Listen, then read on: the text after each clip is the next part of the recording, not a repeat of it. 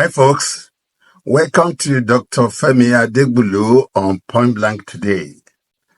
I know many of my faithful subscribers have been waiting for this. For a long time, you've been wondering why you have not seen any video from me. It is strategic.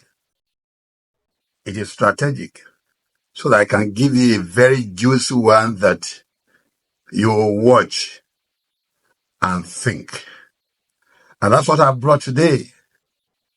Today is something revolutionary that is happening in Africa that I've brought to you. Revolution is happening in Africa. But unfortunately, it is happening in unusual quarters. What I mean by unusual quarters, you will understand that the countries you expect to make things happen to be sleeping. Is on the underdog, those you consider underdog or you might consider underdog, they are those who are actually causing serious revolution in Africa.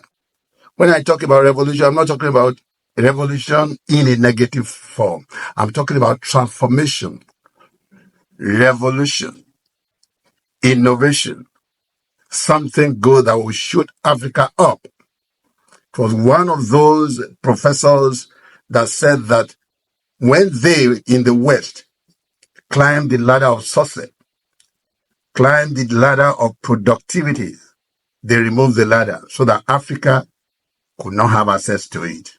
But I tell you, Africa has constructed her own ladder now, and she's climbing systematically. I don't want to waste your time with much introduction. But first of all, let us salute those who are making things happen in Africa. We salute you. Those who are causing things to happen. Those who are proving the brook makers wrong.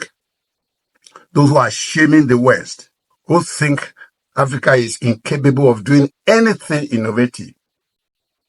You have proved to them that you can do even much more than they are doing. You have proved to them that even the foundation of the wealth they enjoy in the West, they got it from Africa.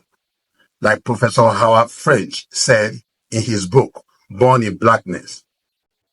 So, today, I'm going to show you some of the revolutionary trends in Africa right now and those who are making these things to happen. You see, it gives me a feeling that something must die in your life before you can actually attain your goal. Maybe hitherto there are things that are actually oppressing you, making it impossible for you to actualize and realize your destiny. Until those things are removed before you start to see clearly. What am I saying, essence? That is because I'm bringing Burkina Faso into this discourse. It was after Burkina Faso has driven away her enemy, her exploiter, completely, that she started making this steady progress. I want you to have a look before we come back and do analysis. People have seen this before. It's not really new, but it's a 21st century phenomenon. People have talked about it, but I have brought a new dimension to the discourse.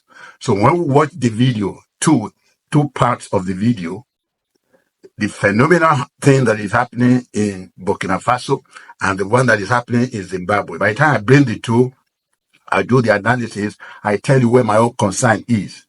I will tell you how this thing can be sustainable. Okay? Let's watch this first. Happy viewing.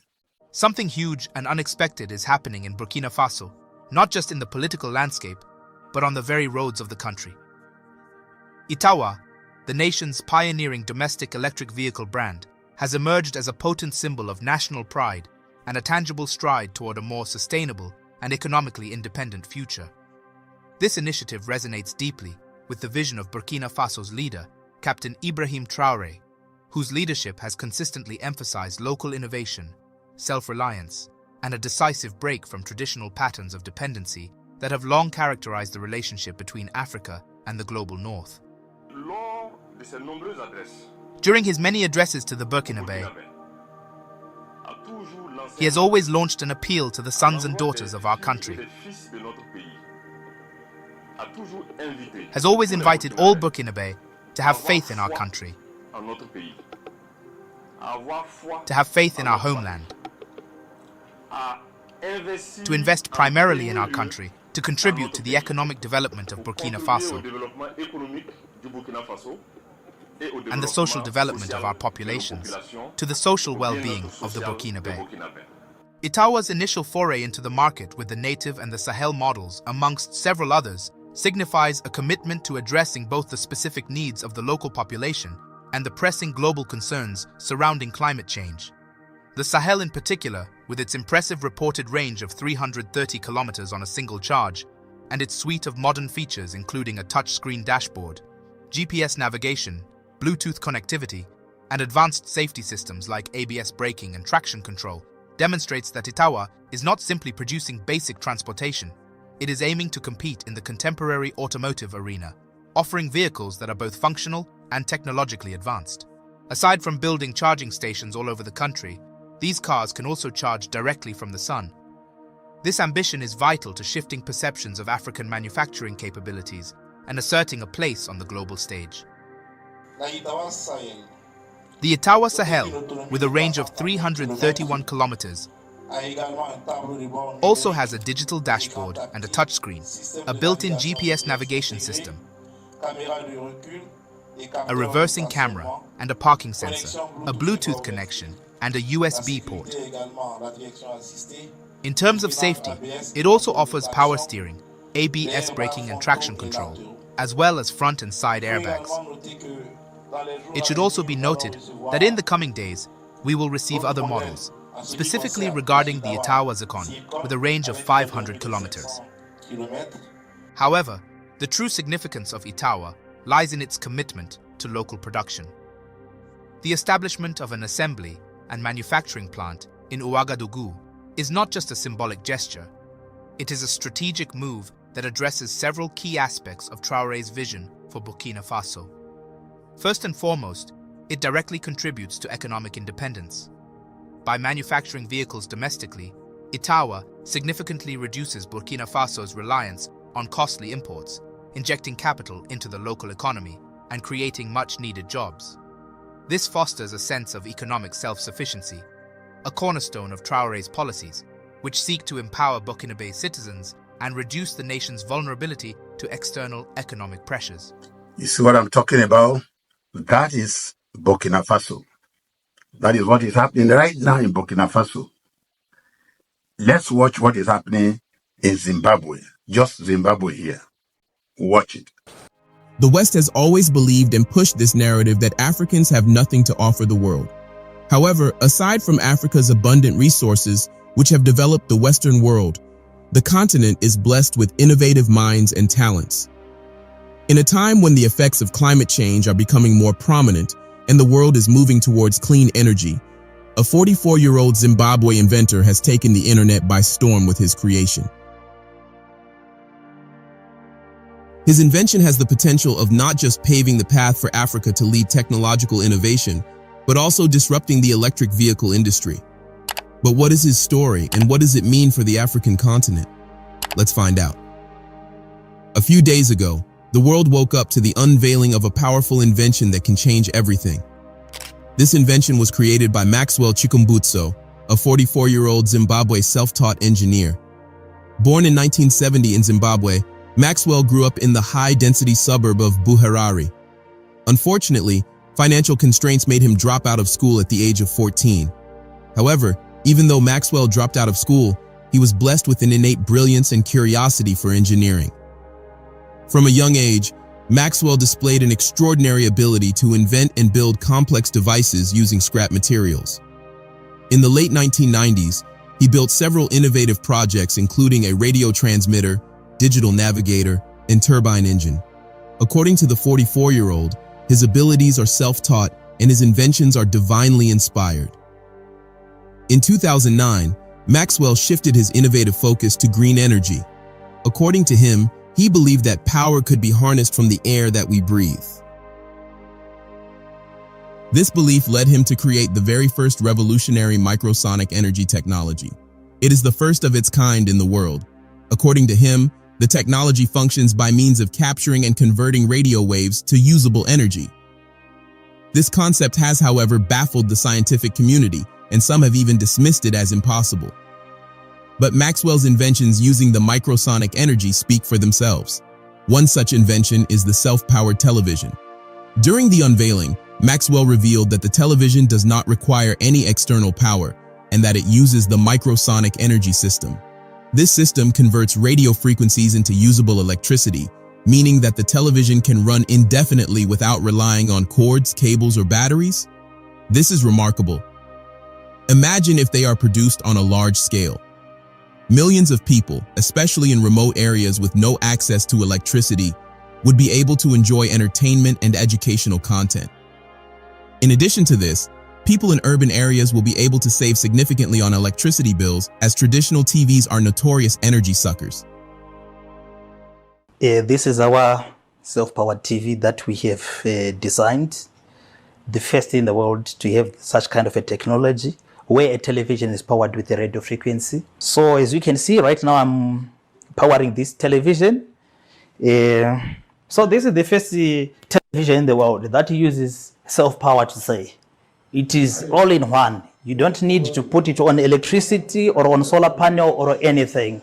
As it is a complete solution. Another invention made using the microsonic technology is the green power off-grid machine. This groundbreaking innovation uses the microsonic principle to produce power. According to Maxwell, the green power off-grid machine can generate electricity without solar panels or traditional electric grids.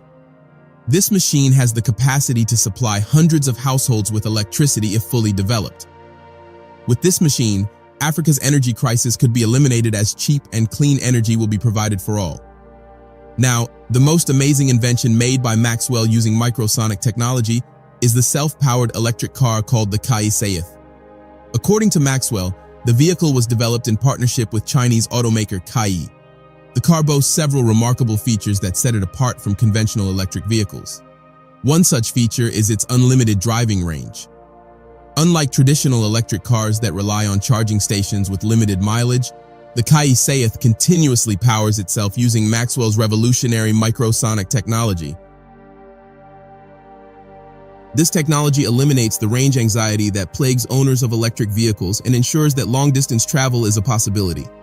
But beyond its self-sustaining power system, the Kai-Seith is also built for performance. It can reach a top speed of 220 kilometers per hour, placing it in direct competition with high-performance electric vehicles. This is remarkable because the Kai-Seith is not just about saving the planet, but also about enjoying the thrill of driving. The Kai-Seith also features a home supply capability similar to Tesla's Powerwall technology. This means that the car can act as a backup power source for households whenever there is a power outage. It can also be used as a regular supplement to the energy needs of the home. Beyond this, the most significant advantage of the Kai-Seith is its environmental friendliness. The car doesn't require the use of fuel, thus it emits zero carbon emissions, thereby contributing to clean air. It also reduces the reliance on fossil fuels and helps to mitigate the effects of climate change.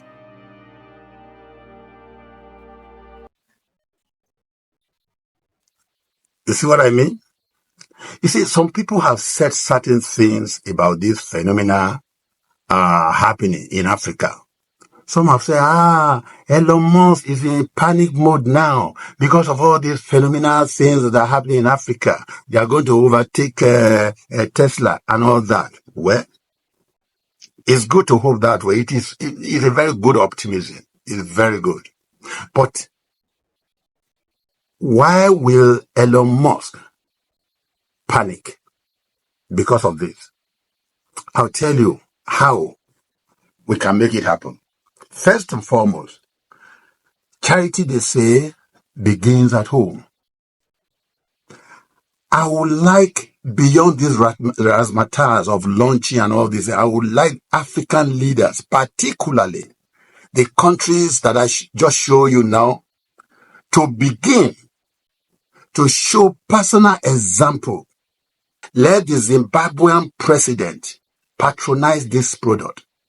Let it be official vehicle that he will be using together with his cabinet and all the members of government. Ditto Burkina Faso. That's one.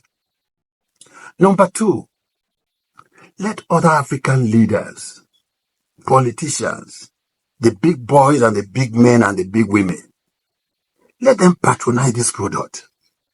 Let them shun foreign products. Let all of them rally around this innovative, productivity that is going on in Africa. Let them embrace these locally made cars. It is only then alone, that we can actually show the outside world that we are up to the task, that we are also climbing the ladder which we invented by ourselves, that we don't depend on the ladder that they constructed in order to climb to success. It is only when we patronize these things. Don't say, oh, it's Burkina Faso's affair. No, it's a Zimbabwean affair. No, it's African affair. It is when we patronize it that the cars are popular on the streets of Africa. European also will envy it. They'll begin to import. It is then our own currency will boost. It is then our own currency will boost. That takes me. I told you earlier on that these things are happening on usual quarters. I ask, where is Nigeria in all of this? I remember growing up, there were people with innovative ideas like this. Young boys, small boys who constructed planes. I was in Benin in the 70s when a young guy of Egosa Grammar School, Egosa College, constructed a plane. That plane actually flew. But the knowledge died there because nobody to encourage him. And there have been so many people in recent times that have been constructing cars and all that. They showcase this on internet. They hey, everybody clap and all that. This thing died there. Government don't like to invest in people like that. Why? Why? You see, we can cry till eternity. And some foolish people will say you should be praying for Naira to appreciate, as if it's a miraculous thing. It is production alone. So if we are able to conquer self and our unhealthy taste for foreign goods, Africa will grow with all these things that are coming up. So African leaders, don't just be, jack of all trade, mastering none. Don't be a rolling stone that gathers no moss. You want to construct road. You want to do aviation. You want to do health system. You want to do education. You want to everything all on the table, and yet you are not able to accomplish one in 4 years. Look at Captain Traore. Less than a year that he broke loose from colonial entanglement. Now see what they are doing. See the giant stride that country is making. Look at Zimbabwe. So this is the perspective I'm coming with. We must patronize this thing en masse. Yes, there could be one fault or the other here and there. Everything that is just beginning. You don't have perfection at the beginning of anything. But gradually, as we patronize this thing, so you point out what the faults are, the engineer will go back to the laboratory again and perfect it. That is how those who are giants today, Japan, Germany, America, all of them who are producing all these things that we all revel in, we drive luxurious cars and all these things. That was how they began. Africans, let's give Africa a chance. Africans, particularly African leaders, and the money bags. Let's be patient with Africa. Let's give Africa a chance. Let's patronize these things. Let's be part of those who will suggest innovative ideas that will improve on the qualities of these cars. Don't say, no, it's not like the Japanese. It's not like this. It's not like, no, the Japanese did not arrive at where they are now overnight. There are people patronize it. The government patronized it. It was made popular on the street of Japan before exporting. Ladies and gentlemen, you will see, Africa will get to that Eldorado, but it depends on us. It depends on us. We have to make Africa great. Ladies and gentlemen, this is what I brought to you today. I want you to ponder over this. Don't just see it as one of those videos. Ponder over it. And please, let's share this video and let us continue the discussion on the comment portion of this video. Let me know your opinion of this. Don't just watch it and just see it as one of those. Let me know your opinion. Let's discuss robustly on this matter. And please don't forget to like. Don't forget, this is Dr. Femi Adegbolu. And if you are just visiting this platform for the first time, I urge you to subscribe so that whenever I upload new videos, you will be the first to know. Also, press that notification button so that once I drop it, it will ring in your own system. I come in peace again as usual. Don't forget, I'm the only peacemaker who comes to peace table with a weapon of destruction, the truth. Because the truth is like a weapon, a two-edged sword. It cuts either way without caring whose house is God. I remain Dr. Femi Adegbolu. Should I come your way again next time? Please stay out of trouble so that we can meet in peace. Bye.